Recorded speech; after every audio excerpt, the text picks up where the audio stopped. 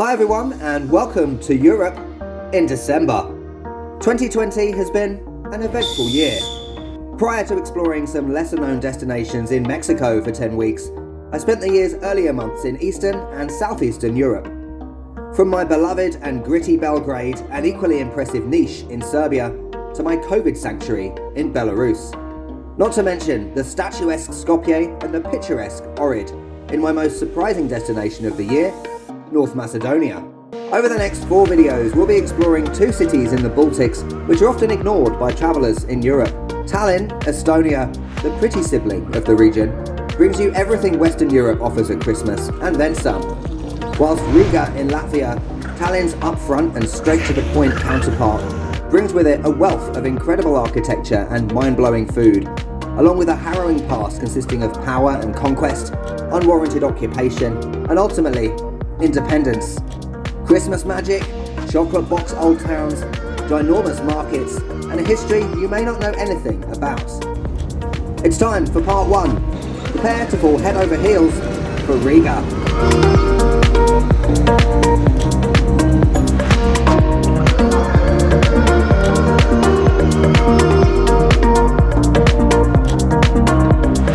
Hi everyone, or should I say Labdit or Labdien. That's right, we're in Riga in Latvia on a very cold Monday afternoon in December. It's freezing, and today in this video we're quite simply exploring the quite beautiful and honestly quite surprising Riga Old Town. And just to clarify a few points before we get started, I've actually been in Riga for about a month now.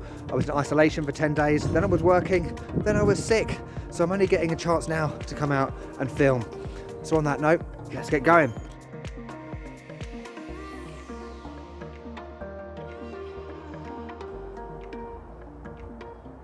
Right, keep in mind that this is Corona time, so everything is closed. Latvia's in a state of emergency, but we can still explore, right?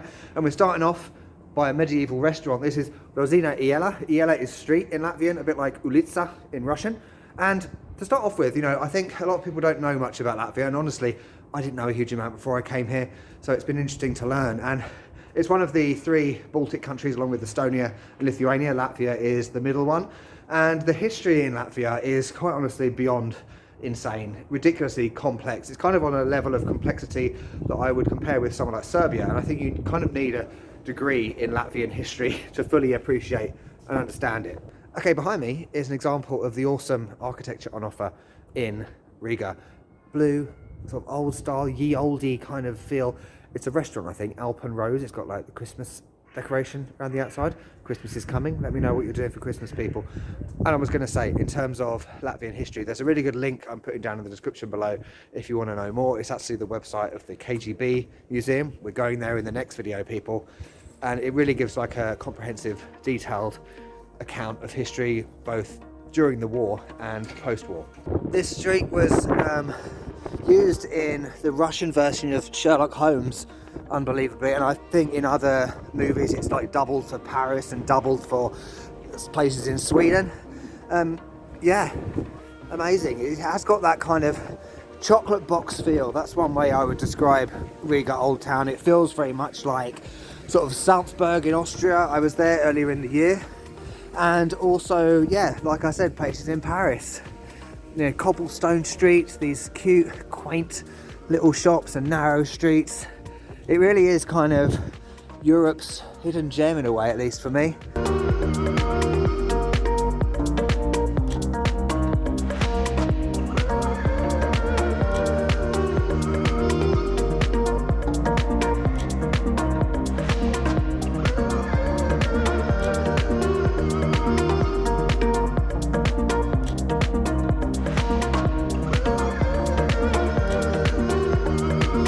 Right, now that you've got some information about Riga and Latvia, we're turning the camera around and going exploring.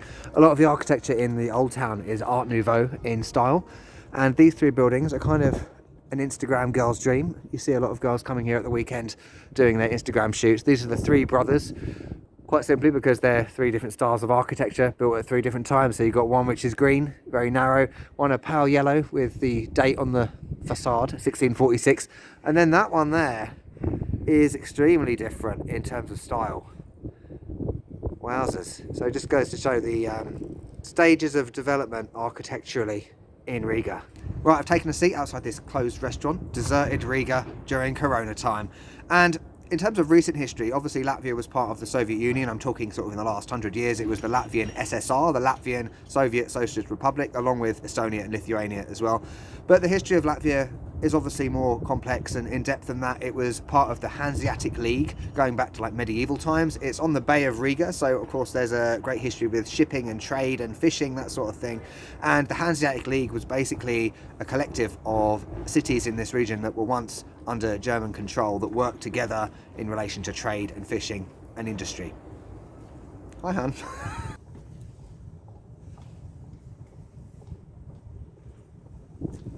Just been to a bakery down there. One thing about Latvian food that's very important to know is it's all about bakery products and bread, particularly rye bread with dill and cardamom seeds. Everything you will see in the supermarket, bakeries, will be rye bread, rye bread, rye bread.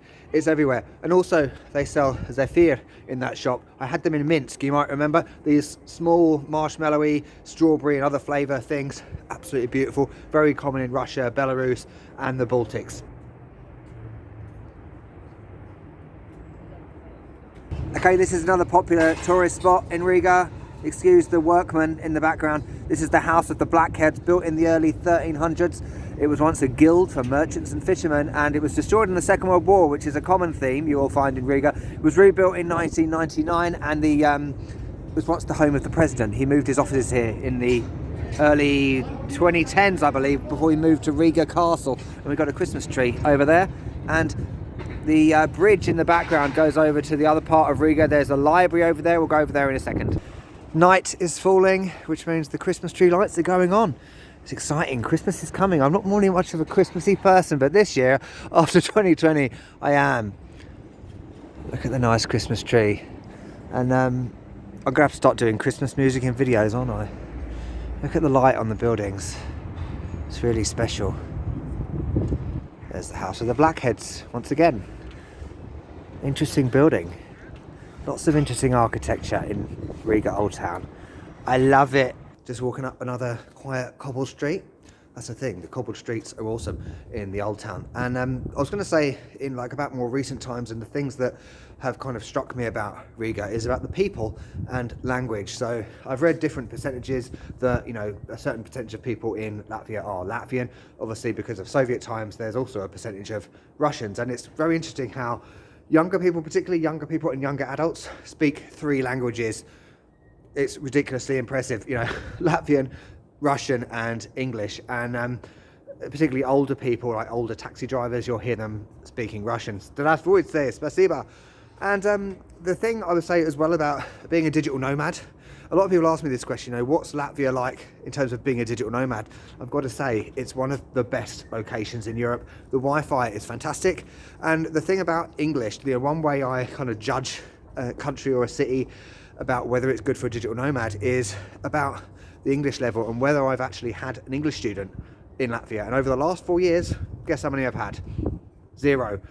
The language level, the English level is absolutely incredible, so you won't have an issue, despite the fact that, you know, it's very important to learn another language when you come to another place, and I really enjoy doing that. But I can't deny that, you know, being able to speak English with people is a bonus.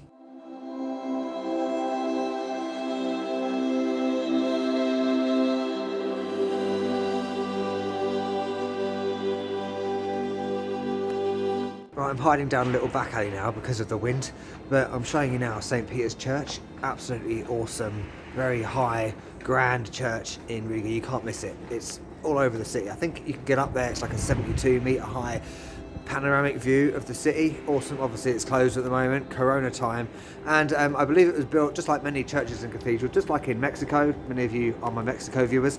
It was built over a very long period of time in different stages, and I understand it was destroyed on many occasions. First it was blown up by lightning, and as with the House of the Blackheads, it was destroyed by artillery fire during the war. Look at the spire, it's so high, with like the weather vane thing on the top, I guess. But it'd be great to go up there when Corona is not happening. Right, we're going down to the river now to check out one of my favourite things in the world, which are trams. Okay, useful information time. Really silly thing, but you know, one of the things when you come to a new country or city, you think, oh, where are the supermarkets? Where are the convenience stores? Okay, Narvesen, I don't know if that's pronounced correctly, probably not, is like the main convenience store. Rimi or Rimi Express is the main supermarket. Wow, look at the sunset, amazing. And that building that the sun is setting behind is a library. We might go there if we get time in another video, I'm not sure, no promises, but it's shaped like a castle. Crazy. And yeah, that bridge over there goes over to the other side of Riga. There's some skyscrapers over there in the distance. Where are they? There they are somewhere, not exactly skyscrapers, like medium sized. There's a bus, you got trolley buses and lots of different styles of tram, old ones, newer ones. Fascinating. I'm gonna go check out the sunset behind the library and get a good photo. This is really geeky, but it's just like in Minsk in the subways. You've got obviously the steps, and also in Asia I've seen this as well, like the things you can wheel things with wheels on down.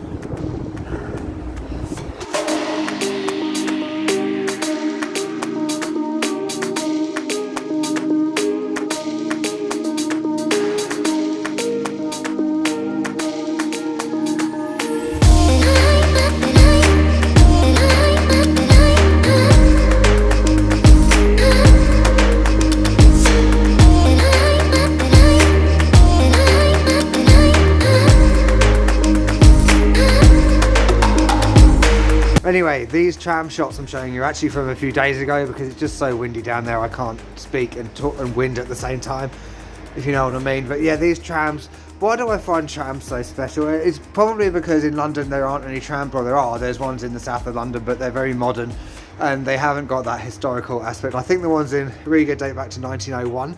As I said, there are older ones like blue and white, and then you've got the more modern ones. Similar to Belgrade in many ways, where there are different trams from different periods. And if you're a transport geek, you know, something like trams, it will just blow your mind.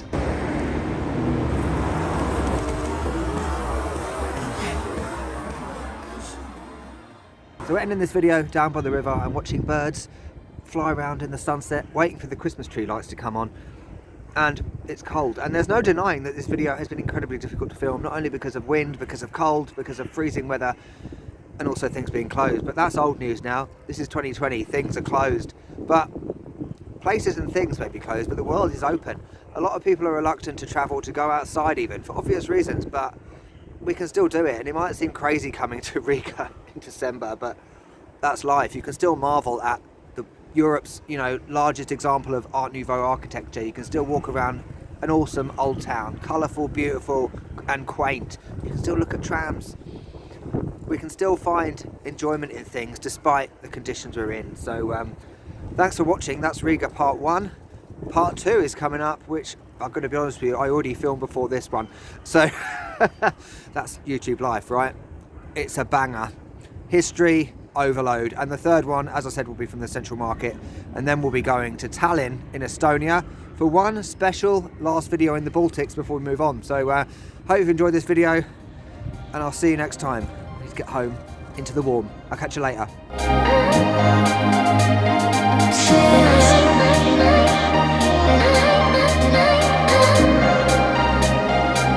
Horrifying, harrowing and heartbreaking. And even though my grandmother wrote a book about her experiences and her treatment at the hands of the Soviet Union, I still feel like there's always been a missing link, and I've had a bit of naivety and ignorance.